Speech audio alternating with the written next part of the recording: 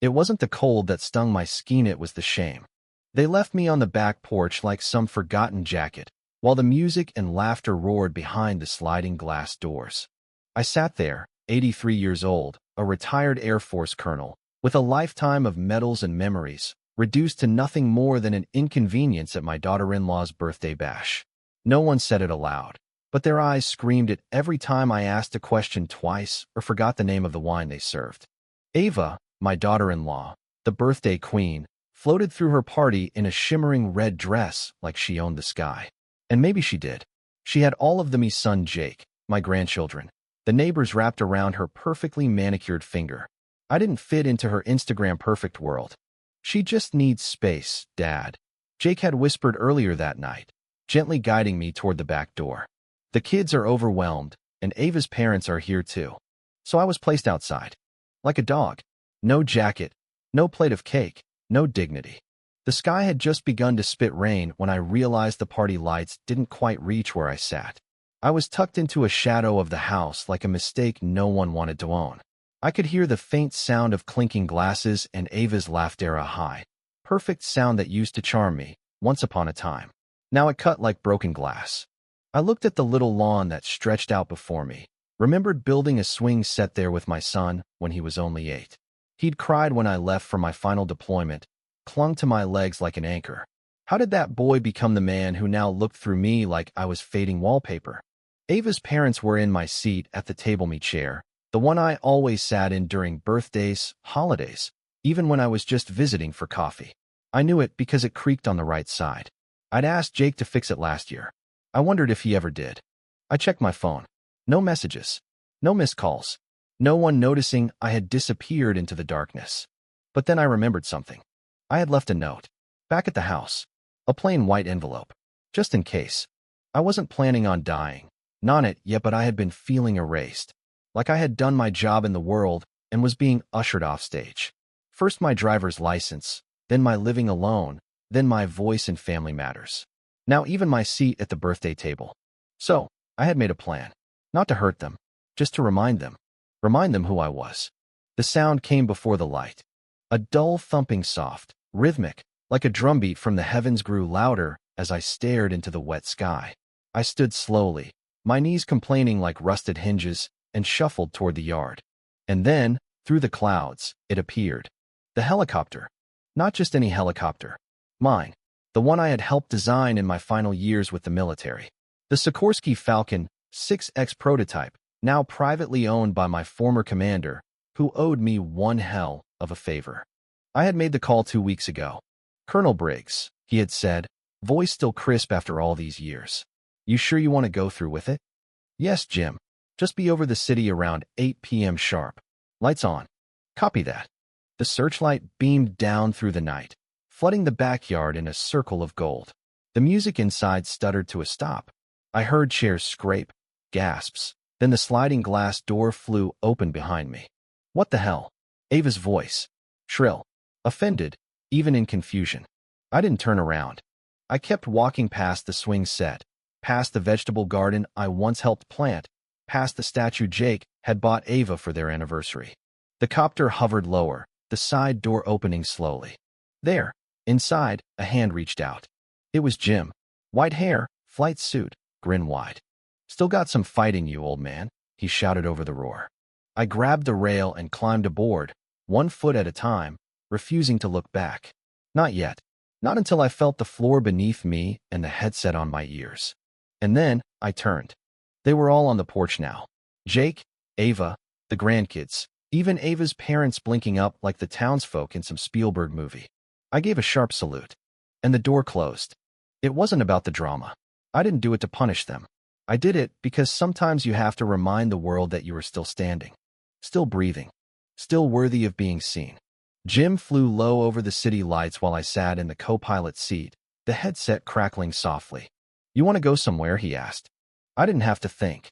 "Yeah," I said. "Someplace where I'm not invisible." He chuckled. "I know just the place." We flew. And behind us, the house grew smaller, its lights dimmer, its party forgotten. But not by me. Not ever. We flew for a while without speaking. Just the rhythmic whir of the blades and the city lights below. Every now and then, Jim would glance at me, but he didn't push. He knew when a man needed silence. When we finally broke above the coastline and into open sky, he tapped the headset. "You hungry?" I turned to him, surprised. "What?" "There's a diner on a cliff an hour south. Private pad. Best peach cobbler west of the Mississippi. We land there sometimes when the VA meetings run late." I blinked, then smiled. Peach cobbler sounds like just what the doctor ordered. Roger that. We banked gently, and for the first time in months, maybe years, I felt something crack open in my chest, like breath after being underwater. I looked down and thought of my wife, Eileen. Gone 6 years this December. She used to love flying. We'd taken a helicopter ride for our 25th anniversary circling the Rockies at sunrise. She'd held my hand the entire time, laughing like a girl. I missed that sound more than anything. Maybe she would have handled all this differently. Softer. More forgiving. But Eileen always stood up for me, even when I was wrong. Jake used to stand up for me too. When he was little. Before he met Ava. Before he began treating me like a slowly dying legacy he didn't want to inherit. We landed just after 10 p.m. The diner was perched on a cliff like it had grown there. Neon flickered above the door. Maggie's place with a little blinking star. Inside, the walls were plastered with photos of veterans, autographed dollar bills, and faded maps. There was a booth near the window that looked out over the Black Sea. We took it without speaking. Maggie herself came out. White apron, strong arms, and a no-nonsense look. "Jim," she said, smacking him gently with a dish towel. "Didn't know you were dragging ghosts in tonight." Jim nodded toward me. "This is Briggs. Colonel Briggs." She looked me up and down. Then her face softened. "Well, hell, Colonel. You hungry?" "Starving," I said. "Good. Sit. You get the cobbler whether you want it or not." She was back 5 minutes later with 2 thick mugs of coffee, 2 turkey melts, and cobbler that smelled like heaven. No fanfare. No happy birthday signs. No fake smiles. Just food. And warmth. I ate in silence, letting the salt of the meat and the sugar of the peach settle the parts of me that were still shaking. Jim sipped his coffee. "You gonna tell me what happened?" I nodded slowly. "They left me outside, Jim. At a birthday party. My son. My grandkids." No one looked back. He didn't speak for a while. Then, that happened all at once. "No," I said bitterly. "Piece by piece. It starts with little things. Someone else driving. Then you stop getting asked for advice. Then they start whispering about what to do with Dad. Then suddenly you're outside." Jim ran a hand over his face. "Jesus. And I've got stories," I added, my voice sharp now. "Years of them. I taught Jake how to throw a football, fix a radiator, fold a damn flag. I watched his kids when they were toddlers. I paid off their mortgage once when Ava lost her job and was too proud to say so." "You did?" "Of course. But no one knows. I did it through the bank. Quiet. Eileen always said, help without making noise." Jim let out a low whistle. "So, this was more than a party. It was the last straw," I said. "I needed them to see me. I needed Jake to remember." Jim nodded, then leaned back. "Well, Colonel, I think you did just that." I stared at my empty plate. "Think so. I do. You lit a fire under something. Whether it's guilt or pride or shame, something's gonna burn." Back in the helicopter, I checked my phone again. 3 missed calls. 2 texts. All from Jake. I didn't open them. Not yet. I needed to sit with this feeling a little longer, the feeling of choosing myself, of leaving before I was shoved again. I turned the phone off. We touched down at Jim's property, a wide ranch outside San Luis Obispo. He had a guest room with a view of the hills and a bookshelf full of old war biographies and Cormac McCarthy novels. I took a long shower, the hot water easing bones that had stiffened during years of quiet endurance. That night, I slept. Deeply. No dreams. No ghosts. Morning brought sunlight that spilled across the hardwood floors like gold. I sat with a mug of black coffee, watching a pair of deer nibble on Jim's garden. He came out in a flannel shirt and nodded toward the hills. "Want to stretch your legs?" We walked a mile in silence. "Got another VA event next week," Jim said. "Might be some old friends of yours there. Captain Dunn's been asking about you." "Dunn's still around?" "Barely, but he can still beat me at poker." I chuckled. "I might come. It'd be good to see the guys." "You should. They ask about you more than your own damn family does." That hit harder than it should have. But he wasn't wrong. Later, I finally turned my phone back on. 7 missed calls. 5 messages. All from Jake. The latest one read, "Dad, I'm sorry. I was wrong. Please, just tell me you're okay." I didn't reply. I needed time. 3 days passed. On the fourth, a knock at Jim's front door startled us both. It was Jake. Disheveled. Pale. Eyes red-rimmed. He didn't look like the man who'd escorted me out the back door. He looked like the boy I used to carry through thunderstorms. "I tracked you through your Air Force, buddy," he said quietly. "Took me a while."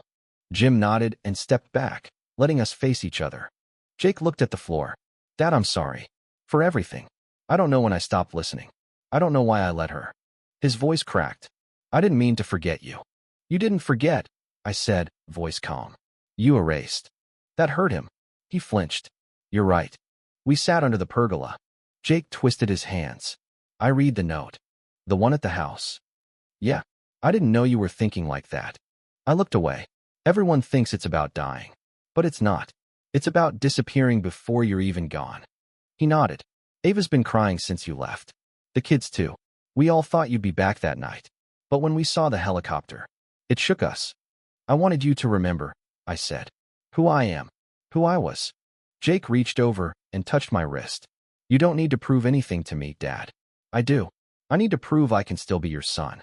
That's when the tears came. For both of us. And for once, neither of us looked away. We sat there for a long time. The breeze moved through the trees like a lullaby, and for once, neither of us needed to fill the silence. We just existed, father and son, sharing air and regret. "I should have done better," Jake said finally. "I thought I was protecting you, keeping you out of the noise, the stress. But that wasn't my call to make." "You weren't protecting me," I said gently. "You were putting me away. Like an old photograph no one wants to hang anymore." Jake swallowed hard. "I was scared, Dad. Scared of what it meant to see you forget names.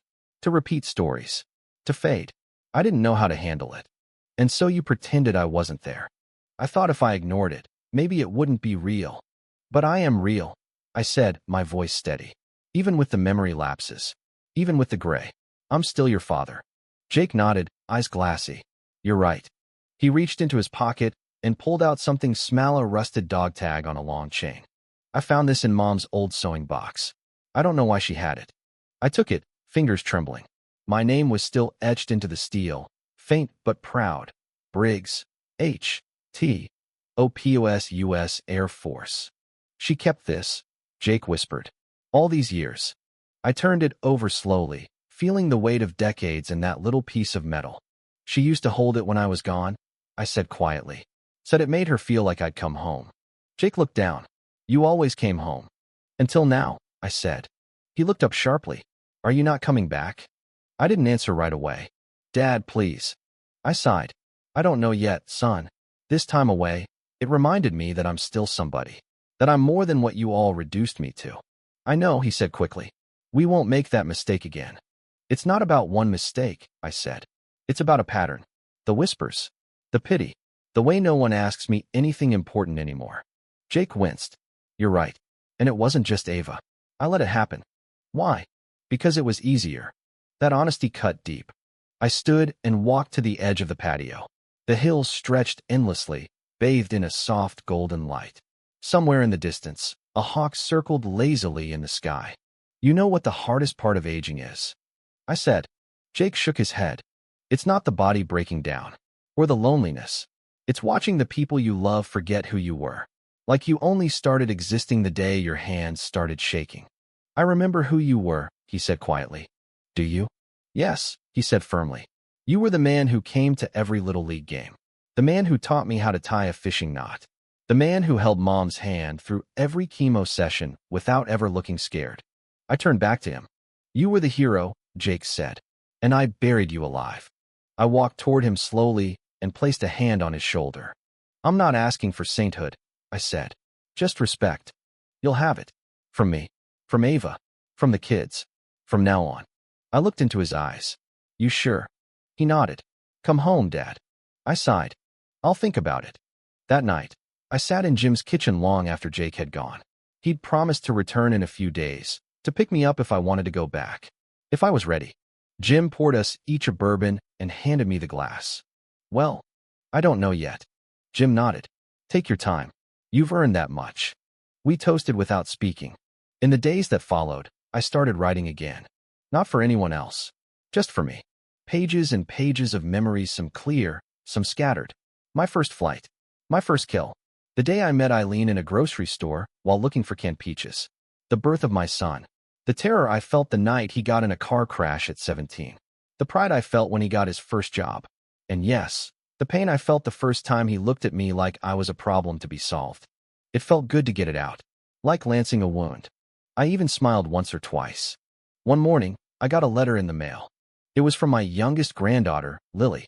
She's 10, bright-eyed and wild-haired, the kind of girl who still believes in magic. Her handwriting was messy, but clear. Dear Grandpa, I'm sorry we didn't notice you were sad. Mommy said sometimes grown-ups don't see things kids can. But I saw you on the porch.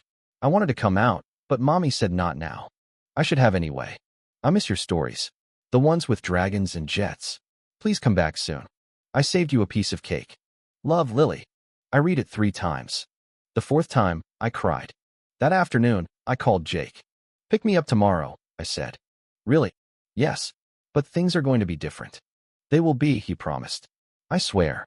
The next morning, a black SUV pulled into Jim's driveway.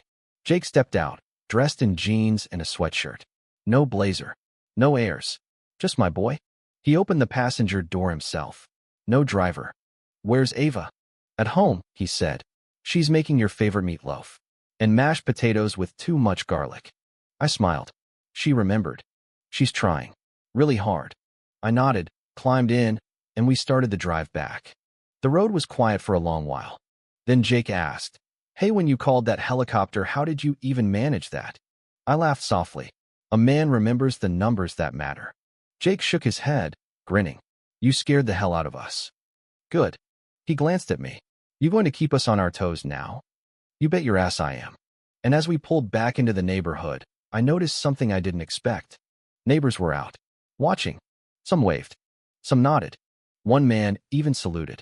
Jake pulled into the driveway and cut the engine. Before I got out, he turned to me. Dad, yeah. Next time you feel forgotten, don't call a helicopter. Just call me. I looked at him and said, No promises. The house looked almost the same, but it felt different. I noticed little things first. The wind chimes on the front porch were polished. The flag I'd hung years ago had been replaced with a brand new one, edges crisp and proud. And inside, there was music playing softly, not the loud, echoing chaos from Ava's party, but something older. Familiar. Glenn Miller. I stepped into the foyer, and something caught in my throat. My chair, the old creaky one, had been moved back to its rightful place at the head of the table. The right leg had been fixed. And above it, on the wall, hung a shadow box I hadn't seen in years. Inside were my medals. My insignia. A black and white photo of me and Eileen from 1971. Below it, in bold letters. Dad. Hero. Still here. I stood frozen. Jake cleared his throat. Ava did that. After you left. I looked at him, unsure. Why? She said if we were going to start remembering you again, we'd better do it right. The kitchen smelled like home. Garlic, beef, rosemary. Ava appeared in the doorway, wiping her hands on a towel, her eyes red-rimmed but open. I don't expect you to forgive me, she said, her voice quiet, controlled. But I hope you'll let me earn it. I studied her. She looked smaller somehow. Not in stature but in certainty. Like some part of her had been humbled. You want me to come sit at your table now? I asked. No, she said, and something in me bristled. Then she added, I want you to lead it. Like you always should have. There was a moment of heavy silence. Then I nodded once, and she stepped aside to let me through. Dinner that night was different. Not because of the food, though it was good. Not because of the decorations, they were simple. But because for the first time in years, they listened. I told a story about the time I landed a bird on one engine in Kandahar, and the kids' jaws dropped. I told another about how Jake once accidentally glued his hands to his science fair volcano, and everyone laughed until Ava had to wipe her eyes. And when dessert came out, Lily's saved piece of birthday cake, it had a candle in it. Just one. For second chances, she whispered. I looked around the table. My family. My blood. And I blew it out. That night, Jake helped me into the guest room they'd set up just for me. New sheets. A framed photo of Eileen on the nightstand. A small notebook and pen. I know it's not perfect, he said, a little shyly. It's enough, I replied. He stood in the doorway for a moment longer. Hey, Dad. Yeah. I don't know what the next years will look like. Neither do I. But I want to be the son who's there. I looked at him and smiled. Then be him. He nodded and left the door cracked, just like he used to when he was 5 and afraid of the dark. In the weeks that followed, things didn't turn into a Hallmark movie. There were awkward moments. Some tension. I caught Ava watching me like I might shatter at any second. Jake sometimes overcompensated, asking if I needed help every time I stood up, or making lists for me that I didn't ask for. But I could feel the effort, the shift. They were trying. And so was I. I joined a local vet group thanks to Jim's prodding. We met every Tuesday in a church basement, swapping stories, playing cards, sometimes just sitting in silence. It reminded me I wasn't the only one feeling invisible. I also started helping Lily with her school project on unsung heroes. She chose to write about me, said I was her stealth grandpa. Her words. She interviewed me like a journalist. What's the bravest thing you ever did? She asked one afternoon. I thought long and hard. Then I said, coming back here. She nodded solemnly. I think that's brave too. A few weeks later, we had another birthday party. This time, it was for my youngest grandson, Max. Just turned 7. The backyard was decorated in comic book colors: red, blue, gold, and balloons floated over the grass like cartoon planets. At one point, I drifted to the porch. Habit, maybe. Muscle memory. But this time, someone followed me. Jake. He carried 2 lemonades and handed me one. Not letting you sit out here alone again. I took the cup, touched it to his. Good. He hesitated. You know, there was a moment right after you left when I thought we'd lost you forever. I pictured you flying off into some sunset like one of your stories, and I realized, hell, I don't even know where you'd go. I didn't know either, I admitted. But you came back. I came back because I wanted to, not because I had to. Jake nodded, his voice steady. I hope we can keep giving you reasons to stay. I looked out over the yard. The kids were running through sprinklers. Ava was laughing with one of the neighbors. The dog barked happily in the corner. It wasn't perfect, but it was a start. You already are, I said. That night, Jake brought out something I hadn't seen in years, a box from the attic labeled Dad's Stories. Inside were dozens of pages. My old journals. Handwritten tales I'd told over the years. He laid them out on the kitchen table like sacred artifacts. We want to put these in a book, he said. We? Ava's going to help edit. Lily's going to draw the cover. He looked at me, suddenly shy again. You okay with that? I looked at the pages. My life. My words. Yeah, I said.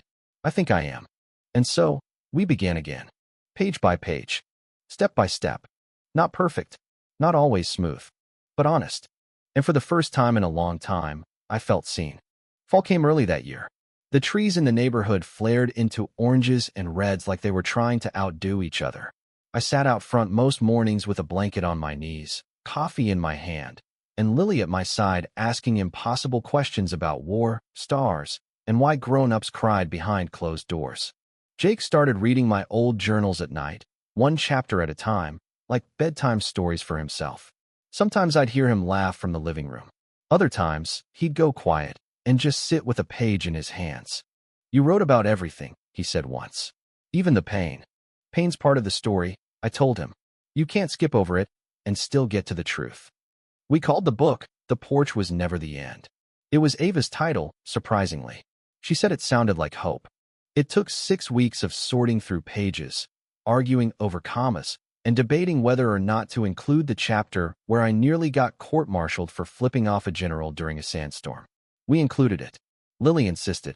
We printed 20 copies for family and friends. Nothing fancy. No Amazon link. Just paper, glue, and heart. One went to Jim. One stayed on my nightstand. And one, we left in Eileen's old garden between the roses and the wind chimes. Then came Thanksgiving. Ava insisted on hosting, even though she burned the stuffing and forgot to defrost the turkey until the morning of. But no one cared. The house was full again, not just with people but with belonging. At one point during dinner, Ava stood up, holding her glass. I want to say something. Everyone quieted. I used to think I had to make everything perfect, she said. The parties, the pictures, the family. She looked directly at me. But I've learned that the people we push away are often the ones holding us together the whole time. And I want to say to you, Harold, she paused, voice wobbling, I'm sorry I made you feel like a ghost in your own family. The room was still. Even the kids were quiet. I see you now, she said. I stood slowly, holding my own glass. And I forgive you. Jake clapped first, then Lily, then the whole table. And somewhere in my chest, a weight I didn't realize I'd been carrying finally lifted. The book sparked something bigger than we expected. Ava gave a copy to a friend of hers who worked with the local library. They called me 2 weeks later and asked if I'd be willing to read a chapter at a community storytelling night. I almost said no. But then I thought of that porch, that darkness, that feeling of being shoved aside. So I said yes. Jake drove me, holding my pages like a stagehand. The room was packed, not with just strangers but old neighbors, veterans I hadn't seen in decades, even the clerk from the grocery store who used to bag Eileen's tomatoes with extra care. I stepped to the microphone, cleared my throat, and read. The chapter 1 shows wasn't about war or medals. It was about the day Eileen brought Jake home from the hospital, the way he curled into my chest, the way she cried from joy and exhaustion, the way I knew, even then, that fatherhood would be the hardest and holiest job I'd ever have. When I finished, there was silence, then applause. Then someone in the back shouted, "Colonel Briggs, will you sign my copy?" I laughed. "Only if you don't ask me to do math after." I started visiting schools after that, just once a month. A class here, a class there. I'd talk to kids about history, about memory, about what it means to grow old and not be forgotten. I told them that everyone becomes invisible eventually, but they didn't have to accept it. Stories keep us alive, I told them. Even when our knees don't work and our kids are busy and the world seems to rush past without stopping. They listened. They asked questions. And afterward, they lined up to shake my hand like I was some kind of legend. But I wasn't. I was just a man who refused to stay quiet. And then, one cold January afternoon, I got a letter from the Department of Defense. Inside was a simple citation. Lifetime Service Commendation, United States Air Force. For outstanding contribution, commitment to fellow veterans, and continued public storytelling that inspires civic memory and intergenerational honor. It wasn't a medal, but it was something. Jake framed it for me. Ava hung it next to the shadow box. In March, we threw a birthday party. Not for Ava, not for the kids. For me. 84. The house was full again. Not of noise but warmth. There were no plastic decorations. No catered trays. Just home-cooked food, photo albums, and one very battered, well-loved copy of The Porch Was Never the End, passed from hand to hand. Jim flew down for it. Said he wouldn't have missed it for the world. When the cake came out, someone started singing, but I couldn't focus on the words. Because as I looked around, I realized something. This time, I was not outside. I was not forgotten. I was at the center. And as the candlelight flickered, I remembered something Eileen used to whisper on nights when the world felt too heavy. "You're still here. So be here." And I was. There's a bench now in the town square. It has my name on it. Not because I died, but because I lived. It reads, Harold T. Briggs. Veteran. Father. Storyteller. You're still here. So be here. I visit it sometimes. Watch the kids ride their bikes. Watch strangers rest a while. One little boy once asked me, "Are you the guy from the bench?" I smiled. "Sometimes I am." He ran off, waving. "My grandpa said you flew away in a helicopter." I laughed. "Yeah," I whispered. "I guess I did. But I came back. And that made all the difference."